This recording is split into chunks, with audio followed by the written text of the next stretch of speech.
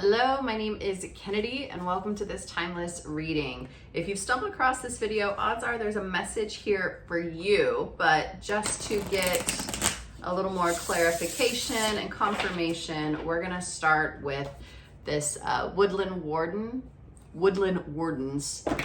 deck. And so it's animals and plants. And so this is just gonna be an energy check to make sure that you have found the reading that you need. Maybe it's not today, maybe you need it next week, but the energy we're tapping into today is the bat and hellebore, and this is around intuition. Okay, so I want to go ahead and read from the book on this one, just so you know. And if it resonates, then I invite you to stay for the tarot portion, and if not, then maybe come back when you need a little check-in on your intuition. Bats are guardians of the night, representing dreams, visions, and the subconscious. They show us how to access our mystical side. Hellebore is an unusual flower, blooming in the winter with downturned sepals. It resembles a cup being poured out, a symbol of emotional candor. Together, the bat and hellebore tell us to trust our intuition. Your instincts can be relied upon. Curl inward like hellebore. And as the blind bat trusts its hearing, trust your intuition to guide you.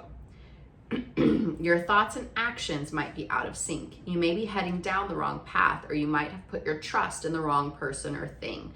If something feels off, it usually is. Listen and respect your inner knowing. How can I learn to trust my gut? Do I need to analyze a problem, or is the answer more immediate and instinctual? Yeah, so again, this is really just gonna be around your intuition and learning. And I mean, this is the first test, right? If that hit, then stay, linger. If it didn't, get out of here. I'll see you next time. But we're gonna be checking in and seeing what guidance Spirit has when it comes to your intuition. Yeah, and I will be using the Fountain Tarot to dive a little bit deeper. Okay, so Spirit, what would you like for this collective to know when it comes to their intuition? What is it that you'd like to share at this time? One more shuffle. Spirit, what would you like this collective to know when it comes to their intuition? It's a work in progress. It's something you gotta learn. It's not a simple and easy thing. It takes a lot of hard work and practice. But if you are distracting yourself with external, you're not going to be able to hear that information that's going to come to you. If you're letting things distract you, then you're not going to be able to tap into that inner voice. And as I was saying, so the higher fit was coming out, right? This is all about higher learning and spiritual learning. So really taking the time to learn and to practice when it comes to intuition, especially if it's not something that comes super natural to you. If you have a lot of self-doubt and that kind of energy that you're working through, then you're gonna wanna take time to really sit with yourself and start to learn, like, what does it feel like when my body, when my intuition says yes, says no. I'm also being encouraged to talk about like muscle testing. So you can do it with your fingers, learning like, what does a yes feel like for me? What does a no feel like for me? You can also do that, the lean method. So leaning forward or leaning back, noticing what your body instinctually does in response to anything. Yeah. And then as we continue, the Hermit came up as well. And so this is going inside. This is finding the internal. I'm also hearing if you are someone who is constantly asking everyone for advice or their opinion, then you may be detached from your intuition. Ultimately, if you are seeking answers, the answers that you need are within yourself. Yeah, so I'm also gonna give you a little bit of a talk here too. If you are watching a lot of tarot readings or you're watching a lot of other people speak, a lot of other people talk, then maybe it's time that you sit with yourself and see what you have to say. What does your body have to say? What does Spirit have to say directly to you? I'm a big proponent of like, you don't need anyone to connect to source. You are connected to source. You have the ability to connect to divine and to listen when divine speaks. Yeah. So again, going back to the Hermit, that's like Spirit's encouraging you to take time to sit with yourself. You don't need to be surrounded by everyone else. The only light that you really need to be connected to is your own. Yeah, I'm getting like moth to a flame. So like maybe you've been really leaning in towards others, looking to others for information, others for guidance. And all you need to do is to like really go inside to sit with yourself. 525 on the timer right now. And so that's like change your connections, change what it is that you're seeking, find connection with yourself, partnership with yourself. Yes. So then we also have the Four of Cups, but the energy that I'm getting here, I'm also being shown the traditional Rider-Waite deck, and that's like spirit thrusting a cup towards this person. And it's like, if you are not paying attention to the signs and the symbols and the synchronicities that spirit is providing, how are you going to get that knowledge? So again, I'm getting like, turn off your phone, go on a walk, start, especially if you're someone who's constantly like plugged in and has headphones in, like, yes, spirit can speak to you through music, but like if you're using external stimulus to just numb out and to disassociate, then spirit's not able to use those channels as a way of communication. So again, really finding time to spend with yourself. I refrain from saying isolation because you don't need to be isolated all the time, but you do need to know what it feels like to sit in your own company. So there was a video I saw yesterday, and I sent it to a friend too, but it's like, maybe all you need is 3 days camping with no one else around. And so maybe that's all you need. Maybe you just need like a 72-hour technology detox. That could be good for everybody. So, but Spirit's saying like, they have been wanting to speak to you. They have been wanting to communicate to you. They have been wanting to deliver these messages to you. Pan agrees. But really wanting to give you this information, and you just haven't been listening. So another thing that came through is that maybe Spirit's just been trying to throw you a bone. They've been trying to toss you information. They've been trying to communicate and trying to give you more insight, but you just haven't been perceptive to it. You've really been closed off. This is the Eight of Swords, and like, notice that they're all around her. And it's like self-limiting beliefs, self-doubt. I'm getting self-worth issues as well. It's like not thinking that you are good enough, strong enough, wise enough, connected enough to be able to be connected to source and to divine. And that's just not the truth. So message just dropped down too. So it's like, no, Spirit has been trying to send you messages to give you information and to bring you insight, but you have been having your own self-limiting beliefs that are not allowing you to connect. The letter H could be significant. What letter is the letter H in the alphabet? A, B, C, D, E, F, G, H. Eights could be significant as well. All right, Spirit, anything else you want to talk to this collective about when it comes to their intuition? Yeah.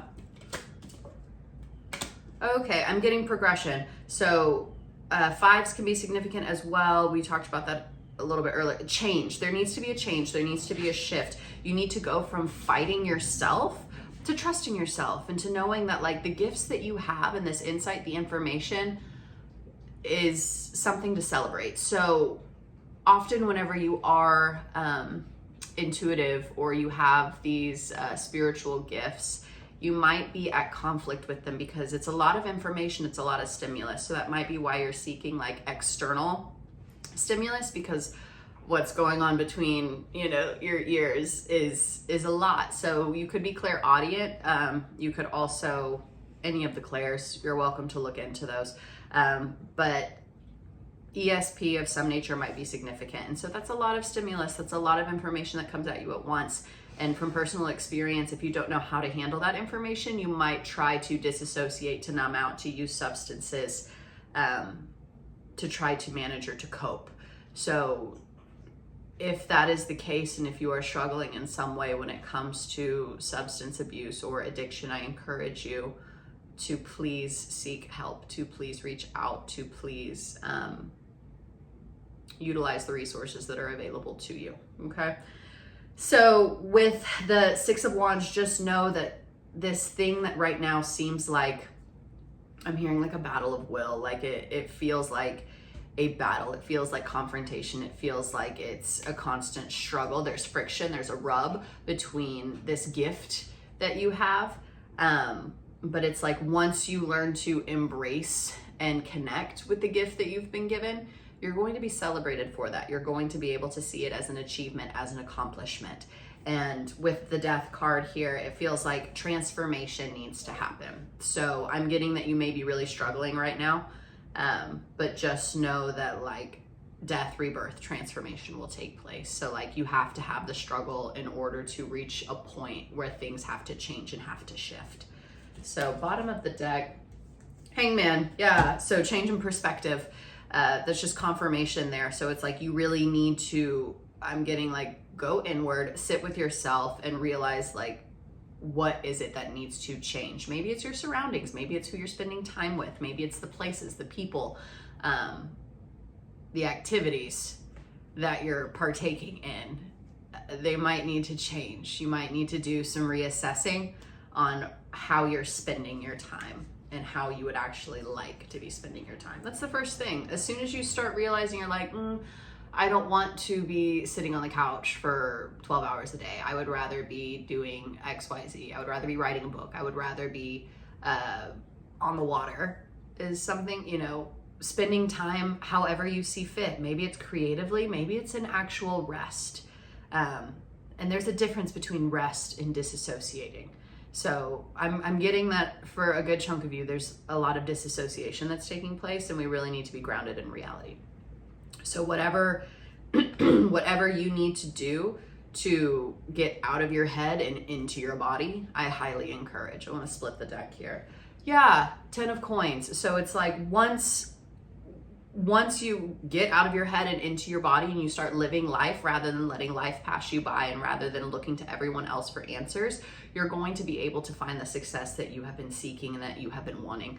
I'm going back to that 4 of Cups, and it's like you can't just sit back apathetically and think that things are going to fall in your lap. I always feel this way around manifestation. So it's like, yes, you can say that like, I'm going to manifest.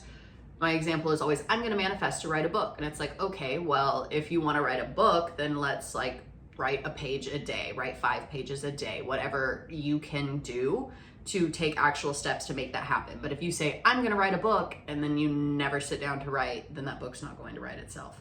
And that divine inspiration will be handed off to someone else. So it is your duty to actually execute the inspiration that comes to you. Yeah, because it's a gift. It's a gift. I'm getting a lot of messages that are dropping down. So like communication is trying to come through. Things are trying to be shown to you. I'm getting blinders. So, and that 8 of Swords is making itself apparent again. And so it's like, you have to let yourself go. Quit being so hard on yourself.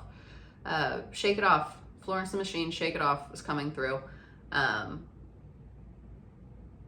Yeah. The devil on your back, shake it off. I'm getting you are that. It's not even the devil itself. It's just you. You're really not very nice to yourself, so quit it. Yeah, Page of Cups. It's like, if emotional vulnerability and like sweet softness, kindness isn't second nature to you, it's something to practice. It's something to like try. It's something to lean into. So just because it's I say this to my yoga students all the time. The first time's never pretty. The first time's never easy. The first time is always a mess. So that's the same with like practicing anything new. And that could be vulnerability. That could be compassion for yourself, compassion for others. So it was 7-Eleven when I looked, but it's like, you need to start betting on yourself. You need to start bringing your focus, your energy towards you, what you want to do, where you want to be, where you want to go, and really start connecting to your own intuition. Yeah, I want you out of your head and into your body. That seems very important. So Spirit, if this collective starts connecting to their intuition, what blessings are coming their way? If they start connecting to their intuition, what blessings are coming their way? Ooh, we love that. I want this one. Yeah, okay. So if you are to start connecting, yes, if you are to start connecting to your blessings and your intuitions, you're going to have this divine inspiration. This is Ace of Wands. So it's like there's this passionate inspiration that's going to spring forth, and it's going to bless you with new ideas. This is also going to be like a divine connection as well. This is the Two of Cups. So this can be soulmate energy as well, but like I'm really getting it's more going to connect you to, by connecting to your intuition and then really getting this divine inspiration, passion, you're going to have this new zest for life that's going to start attracting things that connect to you on a soul level. So right now, the relationships, the connections that you have, they might feel pretty flat. They might feel dull. They might feel a little bit lifeless. But so long as you tap into your intuition and listen to the divine spark whenever it comes and just like throw yourself into the flow, you are going to then start resonating with others who are on that same path, on that same timeline. And that alignment will bring new relationships, new connections that are going to allow you to elevate. The Hierophant return too. So like this is just a big learning process for you. This is a big life lesson. This isn't a small thing. This is big. This is a big transition, big change, and it's a lifelong commitment. It's a lifelong commitment to yourself and to what you love and to who you love as well. You have to,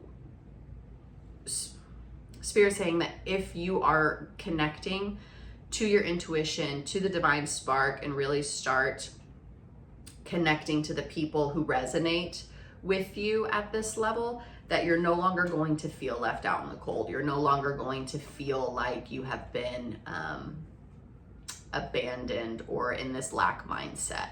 That's really going to change. That change is emphasized with the Tower. It's like if you commit to connecting to your intuition, connecting to yourself, and really to follow the creativity as it comes, you're going to have this huge Tower moment. Tower moments don't have to be bad. Sometimes it's good to have everything knock over so that you can rebuild, so you can restart, so you can have a fresh new perspective and really create this stable foundation that you want for your future and for what's to come. Yeah, so Spirit's just saying that the blessings that are coming your way are around like having passionate connections with others and being able to reset your life, your foundation, and knowing the direction that you want things to go and the way that you want to actually build it, rather than feeling like passive about your own life. You're not a third party. You're not watching your life. You're a part of it. You're existing in it. So take control, take responsibility for your life. Yeah. Anything at the bottom of the deck. Spirit wants bottom of the deck. Yeah. So this is the moon. So the moon's all about like, it can be illusions, but it's also like what lies beneath, what's under the surface, really connecting to your emotions and letting those be revealed to you. So Spirit's just saying it's time to connect to yourself. It's time to connect to yourself, to connect to your intuition. It was 11:22 when I looked at the time. And so 11's is all about like manifestation, right? 11:11, make a wish.